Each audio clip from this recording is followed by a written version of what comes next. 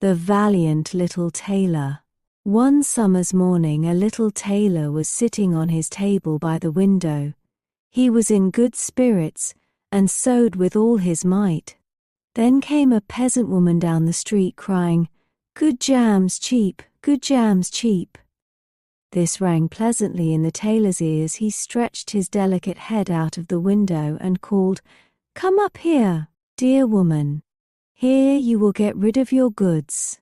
The woman came up the 3 steps to the tailor with her heavy basket, and he made her unpack the whole of the pots for him. He inspected all of them, lifted them up, put his nose to them, and at length said, "The jam seems to me to be good, so weigh me out 4 ounces, dear woman, and if it is 1/4 pound, that is of no consequence." The woman, who had hoped to find a good sale, gave him what he desired, but went away quite angry and grumbling. "Now, God bless the jam to my use," cried the little tailor, "and give me health and strength." So he brought the bread out of the cupboard, cut himself a piece right across the loaf, and spread the jam over it. "This won't taste bitter," said he, "but I will just finish the jacket before I take a bite." He laid the bread near him, sewed on, and in his joy made bigger and bigger stitches. In the meantime, the smell of the sweet jam ascended so to the wall, where the flies were sitting in great numbers, that they were attracted and descended on it in hosts. "Hola! Who invited you?" said the little tailor, and drove the unbidden guests away. The flies, however, who understood no German, would not be turned away, but came back again in ever-increasing companies. The little tailor at last lost all patience, and got a bit of cloth from the hole under his work-table, and saying, "Wait, and I will give it to you," struck it mercilessly on them. When he drew it away and counted, there lay before him no fewer than 7, dead and with legs stretched out. "Art thou a fellow of that sort?" said he, and could not help admiring his own bravery. "The whole town shall know of this." And the little tailor hastened to cut himself a girdle, stitched it, and embroidered on it in large letters, 7 at one stroke. "What, the town?" he continued. "The whole world shall hear of it." And his heart wagged with joy like a lamb's tail. The tailor put on the girdle, and resolved to go forth into the world, because he thought his workshop was too small for his valor. Before he went away, he sought about in the house to see if there was anything which he could take with him. However, he found nothing but an old cheese, and that he put in his pocket. In front of the door, he observed a bird which had caught itself in the thicket. It had to go into his pocket with the cheese. Now he took to the road boldly, and as he was light and nimble, he felt no fatigue. The road led him up a mountain, and when he had reached the highest point of it, there sat a powerful giant looking about him quite comfortably. The little tailor went bravely up, spoke to him and said, "Good day, comrade. So thou art sitting there overlooking the widespread world. I am just on my way thither, and want to try my luck. Hast thou any inclination to go with me?" The giant looked contemptuously at the tailor and said, "Thou ragamuffin, thou miserable creature." "Oh, indeed," answered the little tailor, and unbuttoned his coat and showed the giant the girdle. "There mayst thou read what kind of a man I am." The giant read 7 at one stroke, and thought that they had been men whom the tailor had killed, and began to feel a little respect for the tiny fellow. Nevertheless, he wished to try him first, and took a stone in his hand and squeezed it together so that water dropped out of it. "Do that likewise," said the giant, "if thou hast strength." "Is that all?" said the tailor. "That is child's play with us," and put his hand into his pocket, brought out the soft cheese, and pressed it until the liquid ran out of it. "Faith," said he, "that was a little better, wasn't it?" The giant did not know what to say, and could not believe it of the little man. Then the giant picked up a stone and threw it so high that the eye could scarcely follow it. "Now, little mite of a man, do that likewise." "Well thrown," said the tailor. "But after all the stone came down to earth again, I will throw you one which shall never come back at all." And he put his hand into his pocket, took out the bird, and threw it into the air. The bird, delighted with its liberty, rose, flew away, and did not come back.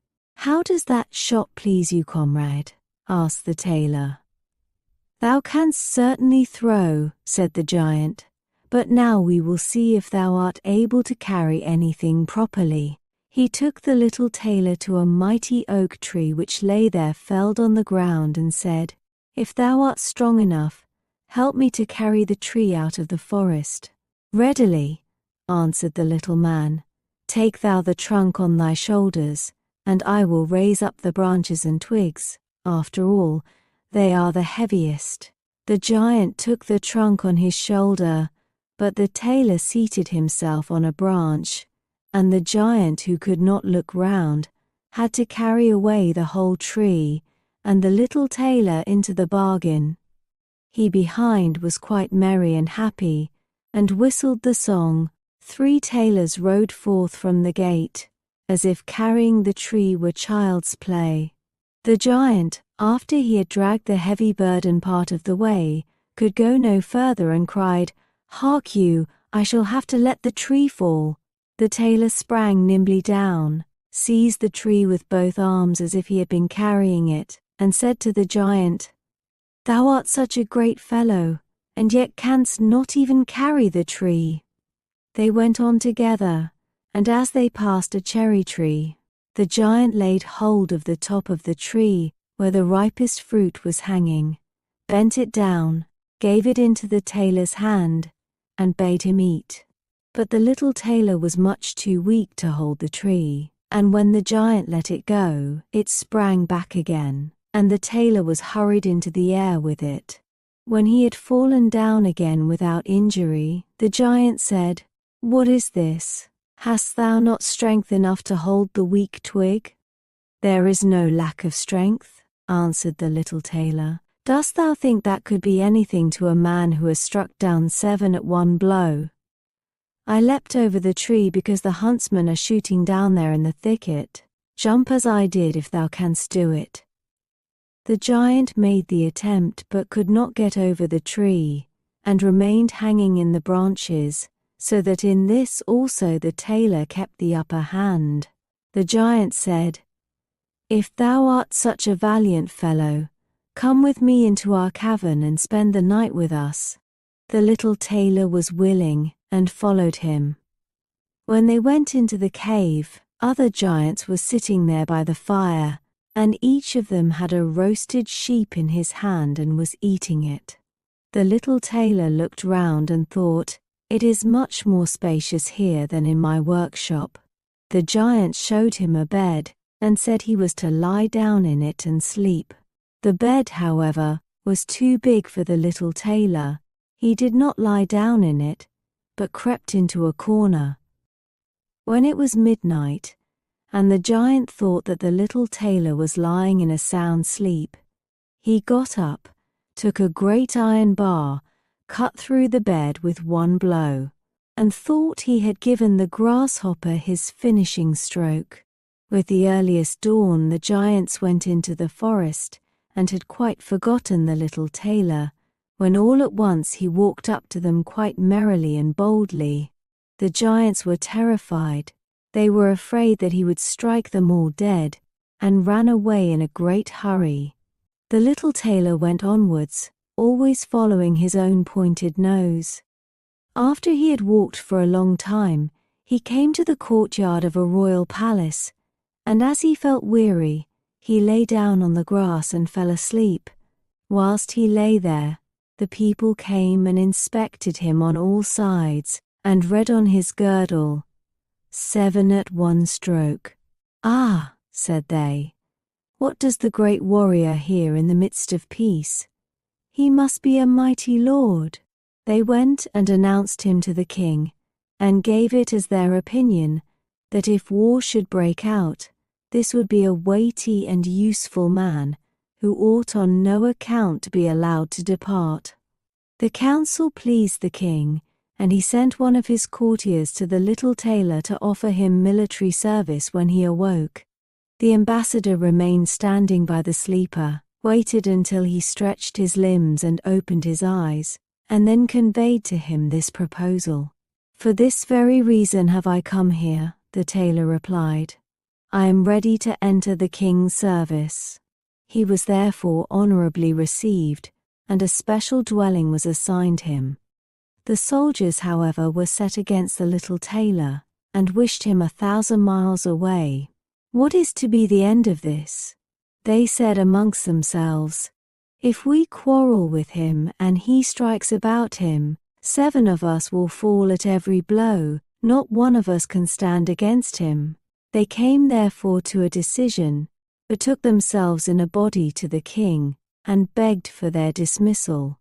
"We are not prepared," said they, "to stay with a man who kills 7 at one stroke." The king was sorry that for the sake of one he should lose all his faithful servants, wished that he had never set eyes on the tailor, and would willingly have been rid of him again. But he did not venture to give him his dismissal, for he dreaded lest he should strike him and all his people dead, and place himself on the royal throne. He thought about it for a long time, and at last found good counsel. He sent to the little tailor, and caused him to be informed that as he was such a great warrior, he had one request to make to him.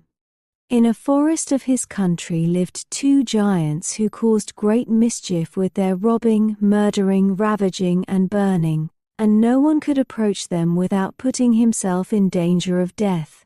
If the tailor conquered and killed these 2 giants, he would give him his only daughter to wife, and half of his kingdom as a dowry. Likewise 100 horsemen should go with him to assist him. "That would indeed be a fine thing for a man like me," thought the little tailor. "One is not offered a beautiful princess and half a kingdom every day of one's life." "Oh yes," he replied, "I will soon subdue the giants, and do not require the help of the 100 horsemen to do it. He who can hit 7 with one blow has no need to be afraid of 2. The little tailor went forth, and the 100 horsemen followed him. When he came to the outskirts of the forest, he said to his followers, "Just stay waiting here. I alone will soon finish off the giants." Then he bounded into the forest and looked about right and left. After a while he perceived both giants. They lay sleeping under a tree, and snored so that the branches waved up and down. The little tailor, not idle, gathered 2 pockets full of stones, and with these climbed up the tree.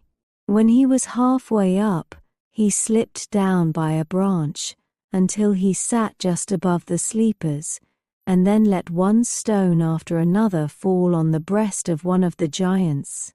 For a long time the giant felt nothing, but at last he awoke, pushed his comrade, and said, "Why art thou knocking me?" "Thou must be dreaming," said the other. "I am not knocking thee." They laid themselves down to sleep again, and then the tailor threw a stone down on the second. "What is the meaning of this?" cried the other. "Why art thou pelting me?" "I am not pelting thee," answered the first, growling. They disputed about it for a time, but as they were weary they let the matter rest, and their eyes closed once more. The little tailor began his game again, picked out the biggest stone, and threw it with all his might on the breast of the first giant. "That is too bad," cried he, and sprang up like a madman, and pushed his companion against the tree until it shook.